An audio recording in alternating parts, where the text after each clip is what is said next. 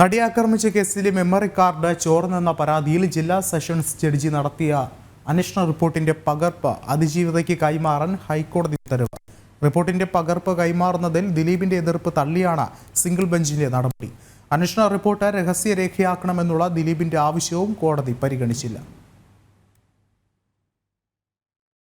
വിചാരണ കോടതിയുടെ കസ്റ്റഡിയിലിരിക്കെ നടിയെ ആക്രമിച്ചു പകർത്തിയ ദൃശ്യങ്ങളടങ്ങിയ മെമ്മറി കാർഡിന്റെ ഹാഷ് വാല്യൂ മാറിയതിൽ പ്രിൻസിപ്പൽ സെഷൻസ് കോടതി ജഡ്ജി നടത്തിയ വസ്തുതാന്വേഷണ റിപ്പോർട്ടിന്റെ പകർപ്പാണ് അതിജീവിതയ്ക്ക് കൈമാറാൻ ജസ്റ്റിസ് കെ ബാബു ഉത്തരവിട്ടത്. അന്വേഷണ റിപ്പോർട്ടിന്റെ പകർപ്പ് ആവശ്യപ്പെട്ടുകൊണ്ടുള്ള അപേക്ഷ നേരത്തെ പ്രിൻസിപ്പൽ സെഷൻസ് ജഡ്ജി തള്ളിയതിന് പിറകെയാണ് അതിജീവിത ഹൈക്കോടതിയെ സമീപിച്ചത്.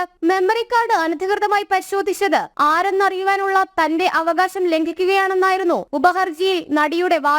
എന്നാൽ റിപ്പോർട്ട് രഹസ്യരേഖയാക്കണമെന്നും പകർപ്പ് നടിക്ക് കൈമാറരുതെന്നും ദിലീപ് കോടതിയിൽ വാദമുന്നയിച്ചു.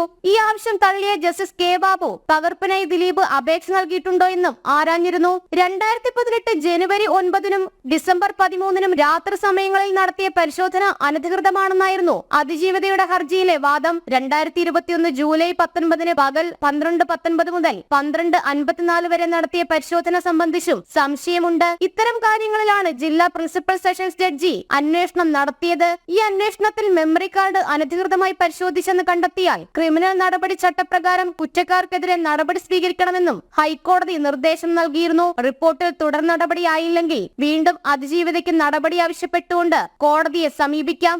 ജനം, കൊച്ചി.